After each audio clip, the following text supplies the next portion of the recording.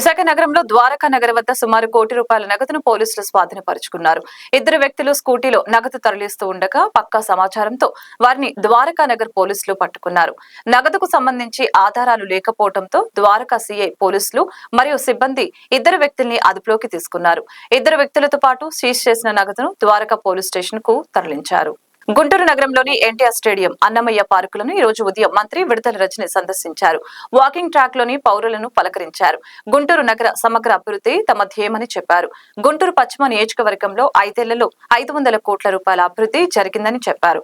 డివిజన్ల వారీగా ఒక ప్రణాళిక ప్రకారం అభివృద్ధి చేసే విధంగా చర్యలు తీసుకుంటున్నామని తెలియజేశారు. గుంటూరు పశ్చిమ అభ్యర్థిగా తాను వచ్చే ఎన్నికల్లో వైఎస్ఆర్ కాంగ్రెస్ పార్టీ నుంచి బరిలో దిగబోతున్నానని ఆశీర్వదించాలని విజ్ఞప్తి చేశారు. మంత్రికి స్థానికుల నుంచి సానుకూల స్పందన లభించింది.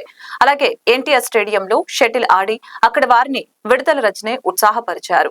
ఎన్టీఆర్ స్టేడియం సమీపంలోని రైతు బజార్ను కూడా రజని సందర్శించారు. రైతు బజార్లోని సమస్యల పరిష్కారానికి కృషి చేస్తానని హామీ ఇచ్చారు.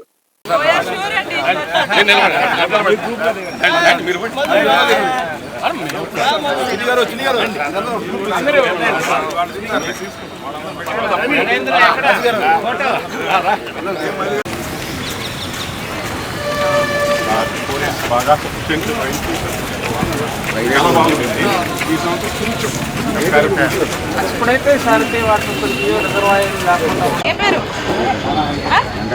వెంకట పెన్షన్ వస్తుందా? బాగానే ఉందా?